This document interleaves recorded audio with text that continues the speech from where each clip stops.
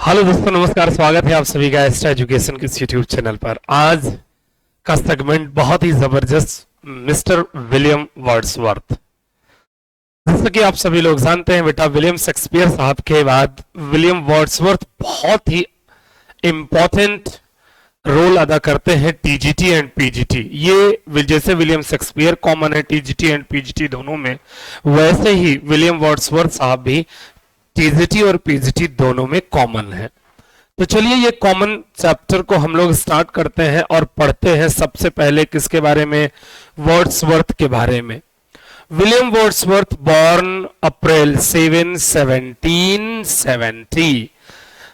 अब कब जन्म हुआ इनका मेरे दोस्त? इनका जन्म हुआ 7 अप्रैल 1770 में। कहां पे? कोकर माउथ में इनका जन्म हुआ, जो कि कम्बरलैंड इंग्लैंड में है। डाइड अप्रैल 23 इन 1850, मतलब 80 इयर्स की उम्र में इनकी डेथ हुई थी। Rydal Mount Westmorland, English poet whose lyrical ballads 1798 written with Samuel Taylor Coleridge helped launch the English Romantic movement। इन्हें रोमांटिक पोएट भी कहा जाता है, इन्हें नेचर पोएट भी कहा जाता है, क्योंकि मोस्टली ये नेचर के बारे में लिखते हैं। जैसे सैमुअल टेलर कॉलरीज को जो है कि रोमांटिक पोएट, जब इनसे इनकी दोस्ती हुई और ये दोस्ती आजीवन चलती रही जब तक ये लोग जीवित रहे। तो इनका जन्म कब हुआ मेरे दोस्त? इनका जन्म हुआ 7 अप्रैल 1770 में और इनकी डेथ हुई मेरे दोस्त अप्रैल 23, 1850 में। चलिए इनकी लाइफ के बारे में हम लोग जानते हैं। Wordsworth was born in the Lake District of Northern England, the second of 5 children of modestly prosperous estate manager. He lost his mother when he was, उन्होंने अपनी मां को खो दिया कितने सालों में? बोलिए 7 सालों में, और अपने पिता को अपनी 13 साल की उम्र में खो दिया था। Upon which the orphan boys were set off by guardian uncles to a grammar school at Hawksheads, और जो है कि उनके अंकल ने उनको हॉक सीड्स जो है एक ग्रामर स्कूल है वहां पे दाखिला दिला दिया।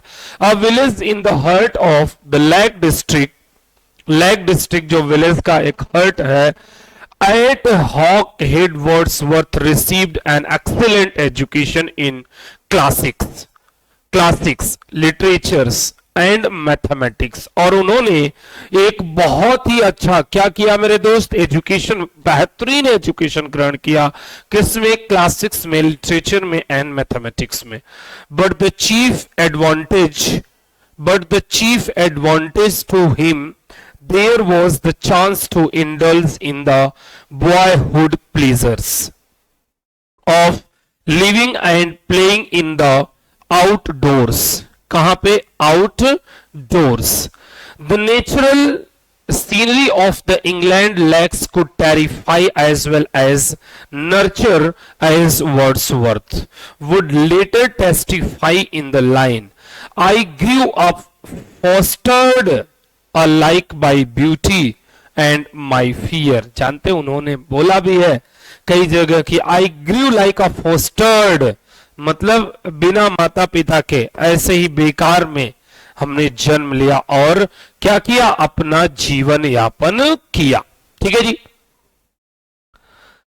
But it generally benign aspect gave the growing boy the confidence he articulated in one of his first important poems, lines composed a few meals above, Tintern अबे। मेरे दोस्त ये टिंटर्न अबे इनकी कई कविताओं में से बेस्ट कविताओं में आती है। इनसे खूब क्वेश्चन पूछा जाता है, namely that nature never did betray the heart that loved her। जानते हैं उन्होंने उसमें लिखा है कि प्रकृति कभी भी उस बंदे को धोखा नहीं दे सकती है, कभी भी धोखा नहीं दे सकती है। क्यों? जो उससे प्रेम करता है। किससे प्रेम करता है? नेचर से, प्रकृति में। किसमें लिखते हैं? टेंटर्न अबे में लिखते हैं, टेंटर्न अबे में लिखते हैं। उसके बाद क्या है जरा बताइए। Wordsworth moved on in 1787 to Saint John's College, और 1787 में वो सेंट जॉन्स कॉलेज में गए, कैम्ब्रिज में जो है। Repelled by the competitive pressures there, he elected to idle his way through the university, persuaded that he was not for that hour nor for that place. The most important thing he did in his college years was to devote his summer vacation in 1792 a long walking tour through revolutionary France। और सबसे पहले उन्होंने France में क्या किया? Tour किया। ये tour भी पूछ लेता है आपके टीजीटी पीजीटी में। There was caught up in the passionate enthusiasm that followed the fall of the Bastille, and became an ardent Republican sympathizer. Upon taking his Cambridge degree, अपना कैम्ब्रिज डिग्री लेने के बाद, an undistinguished past, he returned in 1791 to France, where he formed a passionate attachment to the French woman Annie Boleyn। Annie Vallon से वो attachment हुआ, उनका उनसे affair हुआ। But before their child was born in December 1792, Wordsworth had to return to England. और Wordsworth कहां वापस आ गए? इंग्लैंड वापस आ गए। Was cut off there by the outbreak of war between England and France. और आउटब्रेक हो गया इंग्लैंड और फ्रांस के बीच का जो वो था। He was not to see his daughter Caroline until he was 9। जब तक वो 9 ईयर्स की नहीं हो गई तब तक वो उसको देख भी नहीं पाए थे, अपने बेटी को। The 3 or 4 years that followed his return to England were the darkest of Wordsworth's life। सबसे खराब वर्ड्सवर्थ के जीवन का वो समय था। अब unprepared for any profession, rootless, virtually penniless, bitterly hostile to his own country's oppositions to the French. He lived in London in the company of rascals like William Godwin, and learned to feel a profound sympathy for the abandoned mothers, beggars, children, vagrant and victims of England's war। England में जो war हुआ उसमें जो लोग बेसहारा थे, बेघर थे, उनको देख के वो बहुत ही ज्यादा दुखी हुआ करते थे। Wars who began to march through the sober poems he began writing at this time। This dark period ended in 1795, और यह डार्क पीरियड 1795 में क्या हुआ मेरे दोस्त? समाप्त हो गया। When a friend's legacy made possible Wordsworth's reunion with his beloved sister, Dorothy, the two were never again to live apart, and their move in 1797 to Fox Arden House near Bristol। और जानते हैं फिर last में उन्होंने अपने cousin से ही शादी कर लिया था, विलियम वर्ड्सवर्थ साहब ने। चलिए अब हम लोग कल इनके बारे में और डीपली चीजें हम लोग पढ़ेंगे, तब तक हम लोग देख लेते हैं क्या मेरे दोस्त इनसे रिलेटेड ये चीजें questions. Wordsworth was popularly known as a poet of, किसके लिए, कहां के लिए, जरा बताइए। लेक डिस्ट्रिक्ट, कहां के थे वो, लेक डिस्ट्रिक्ट के वो पोएट माने जाते थे या कहे जाते थे या पॉपुलर थे, प्रसिद्ध थे। Wordsworth was born at Cockermouth, Cockermouth में उन्होंने जन्म लिया था। बोलिए हाँ कि ना। Why is the year 1798 taken to be the beginning of the romantic moment? इसलिए क्योंकि उसी समय लिरिकल बलाड क्या हुआ था मेरे दोस्त, पब्लिश्ड हुआ था। क्या हुआ था उसी समय लिरिकल बलाड क्या हुआ था मेरे दोस्त, लिरिकल बलाड पब्लिश हुआ, और उसी समय से रोमांटिक मोमेंट माना जाता है और बहुत ही फोकस किया जाता है। बात समझ में आई कि नहीं, बोलिए हाँ कि ना जी। चलिए इसी के साथ में मेरे दोस्त हम लोग और आगे बढ़ते हैं तो आता क्या है, romantic age is also known as, romantic age एक और किस नेम से जाना जाता है, age of Wordsworth, William Wordsworth, age of William Wordsworth, यहीं से रोमांटिक एज शुरू होता है। बहुत बेहतरीन, जो कि कॉलरीज और ये दोनों लोग कोलैबोरेट करके किसको, लिरिकल बलाड को पब्लिश किए थे 1700, कब, 1798 में, ठीक है जी, 1798 में। दोस्तों अगला देखिए, in which year Wordsworth added preface to his lyrical ballad, कब उन्होंने प्रीफेस ऐड किया मेरे दोस्त लिरिकल बलाड में, जरा बताइए। उन्होंने ऐड किया 1800 में, कब, 1800 ईस्वी में, 1800 में उन्होंने जो है प्रीफेस ऐड किया। अगला बताइए, after home Wordsworth,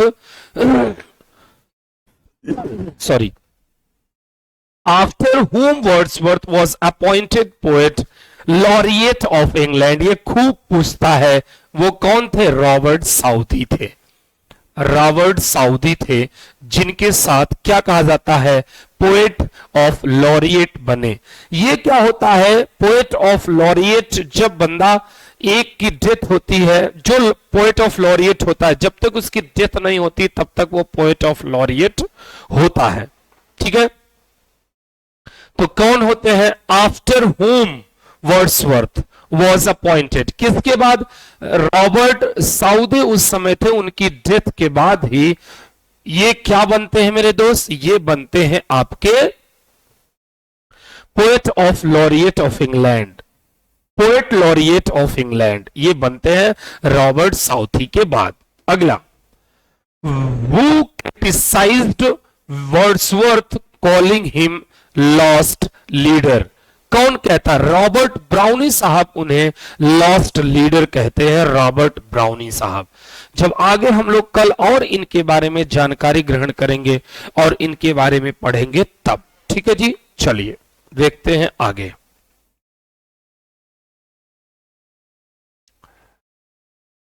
Wordsworth added preface to the lyrical ballad in the year, ये वही क्वेश्चन है, रिपीट हो गया, 1800 में उन्होंने प्रीफेस को ऐड किया था। और बताइए, eastern daughter of the voice of God, who is this eastern daughter, कौन है बताइए, वो है आप लोगों का, बताइए ड्यूटी है कि लूसी है, लूसी है मेरे दोस्त, कौन है, लूसी है।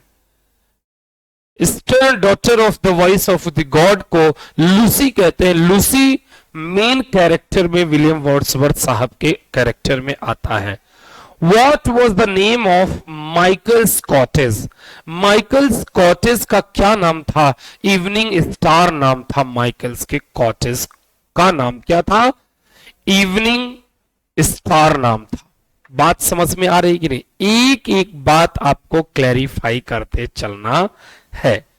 चलिए मेरे दोस्त आगे हम लोग बढ़ते हैं और देखते हैं,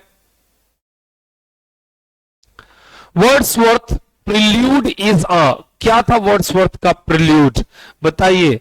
ऑटोबायोग्राफिकल पोएम, उनका एक प्रिल्यूड जो था वो ऑटोबायोग्राफिकल पोएट उन्हें कहा जाता था।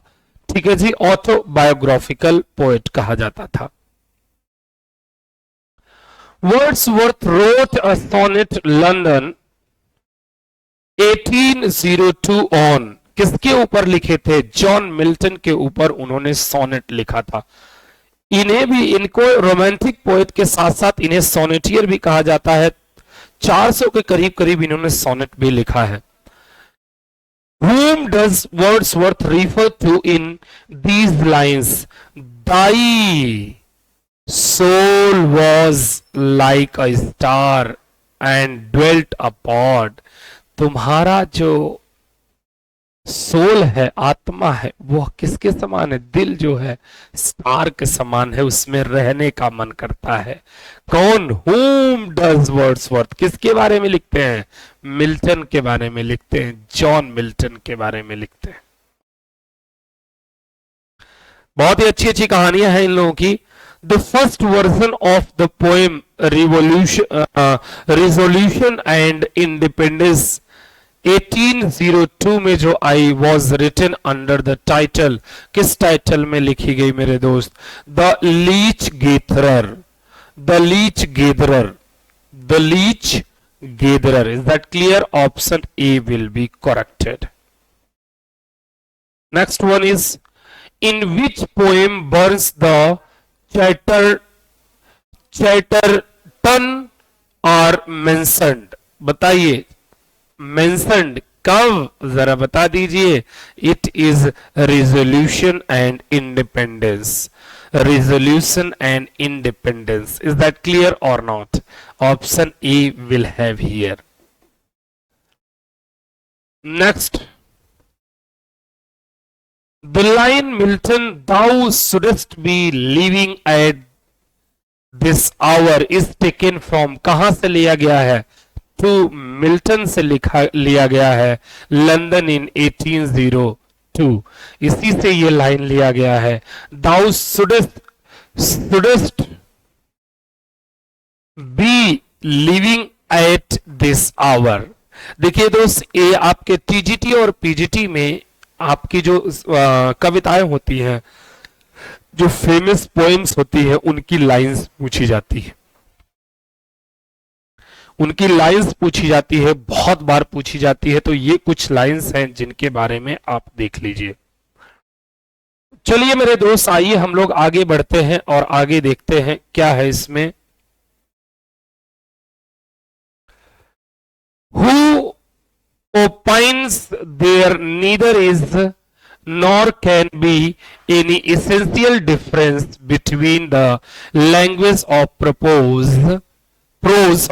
language of prose and metrical composition। कौन कहे जाते हैं? बताइए।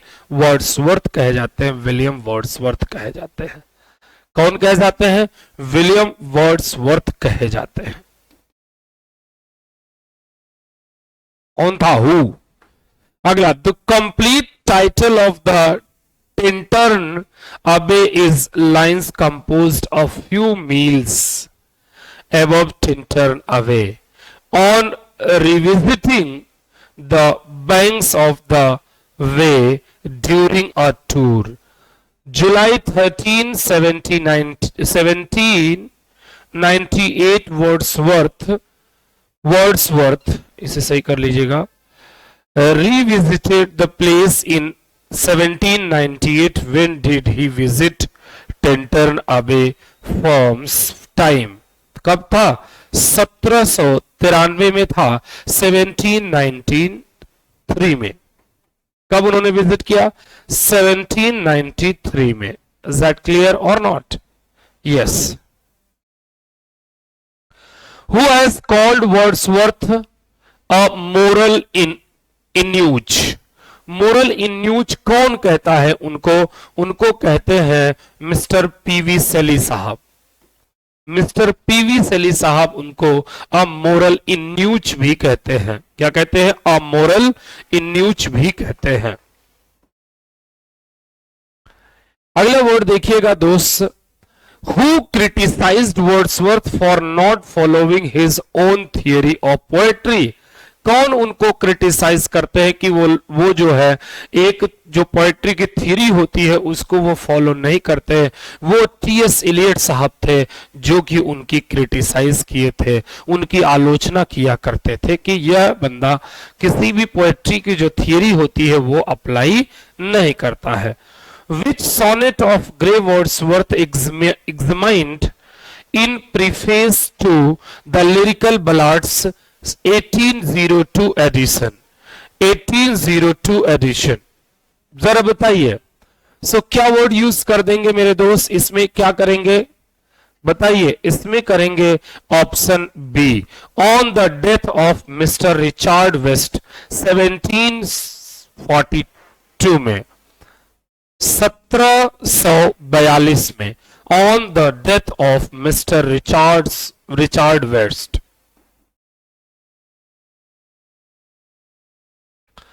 The lyrical ballads were better appreciated in America than in England। The first edition published in America in year, कब हुआ पहला लिरिकल बलाड्स उनका पब्लिश हुआ 1802 में पब्लिश हुआ। ये हम लोग पढ़ भी तो चुके हैं ऊपर इनकी लाइफ हिस्ट्री में। तो ये बलाड कब पब्लिश हुआ मेरे दोस्त, 1802 में, 1802 में it is being published.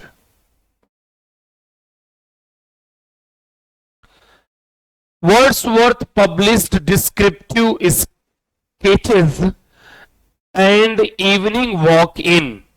Evening walk और स्केचेस को डिस्क्रिप्टिव वे में कब ये ले आते हैं, कब पब्लिश कराते हैं, 20 जनवरी 1793 को।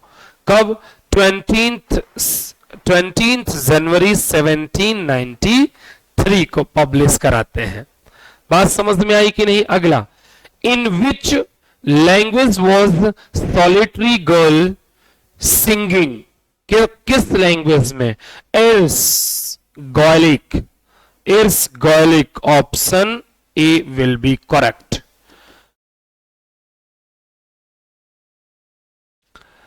In which poem Browning writes about Wordsworth? Just for a hand of silver he left us, just for a reband to stick in his coat।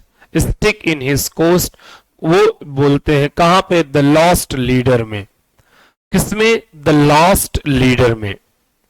Is that any problem? No problem and no confusion should be in your mind, नहीं होना चाहिए आपके दिमाग में। अगला बताइए, next word is, the following lines appear in she is in her grave and oh the difference to me, dwelt among the untrodden ways। वे कहां पे, इसकी मीनिंग क्या है जरा बताइए। लाइन्स की क्या अपीयर करते हैं कि वो ये कहते, सी ड्वेल्ट वह रहती थी, among the untrodden ways एकदम खराब रास्तों पे, बेकार, untrodden सड़े सुड़े। तो ये हो गया आप लोगों का बहुत ही अच्छे क्वेश्चन है मेरे दोस्त। देखिएगा, which time Wordsworth refer to in these line from prelude, क्या रिफर्स करते हैं। Europe at that time was thrilled with joy. Europe उस वक्त पूरी तरह से उत्साह में था, खुशियों में था। कौन, किंग्समैन में।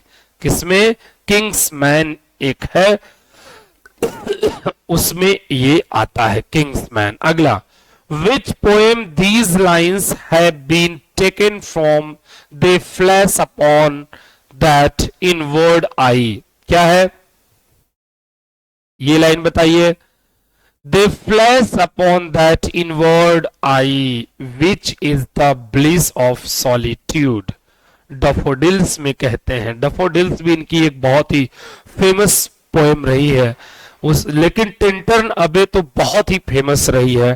Tintern Abbey is a very famous poem. तो चलिए मेरे दोस्त, ये कहां से डैफोडिल से लिया गया है। अगला बताइए, विच poem these lines form a part of, कहां से है।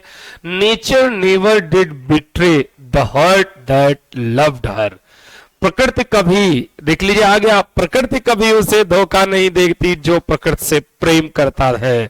जरा आप लोग बताइए, वो टेंटर्न अवे में लिखे हैं, किसमें, टेंटर्न अवे में लिखे हैं। बात समझ में आई कि नहीं,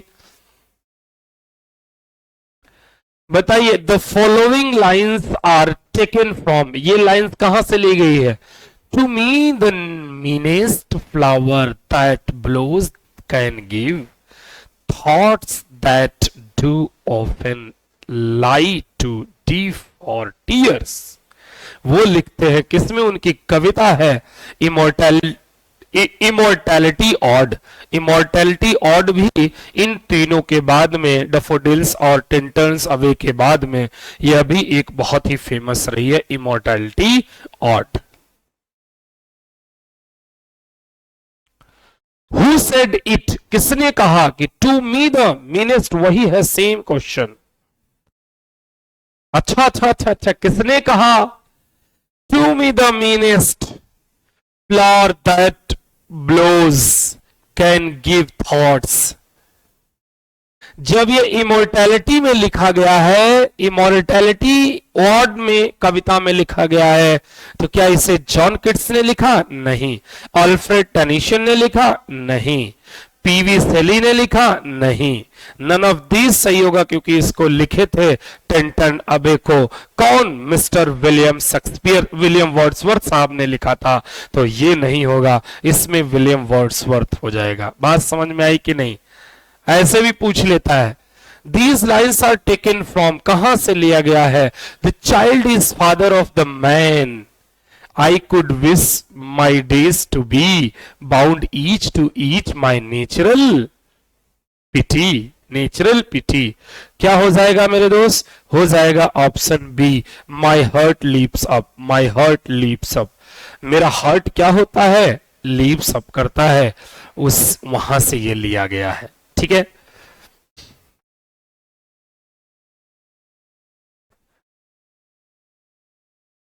the following lines are taken from, the following lines are taken from the sweetest thing that ever grew beside a human door. Beside a human door, it is from Lucy Gray. It is from Lucy, कहां से, to Lucy.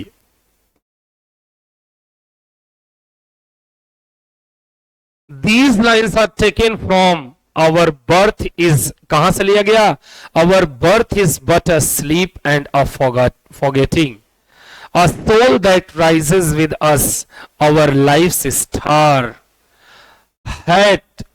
hide elsewhere it's setting. कहां से लिया गया है, immortality odd से लिया गया है। कहां से, इमोर्टैलिटी ऑड से लिया गया है। इज दैट क्लियर और नॉट, बोलो हाँ कि ना। चलिए मेरे दोस्त आगे चलते हैं, आगे बढ़ते हैं। तो कहां से आएगा, in which poem of Wordsworth these lines occur, कहां से बताइए। We are laid asleep in body, हम लोग हमारी जो, हम लोग अपने स्वयं बॉडी में ही सो जाते हैं, खो जाते हैं। And become a living soul, और एक लिविंग सोल बन जाते हैं। तो कौन सा करेक्ट होगा मेरे दोस्त, वो हो जाएगा ऑप्शन ए, टेंटर्न अवे। क्या, टेंटर्न अवे। इज दैट क्लियर और नॉट।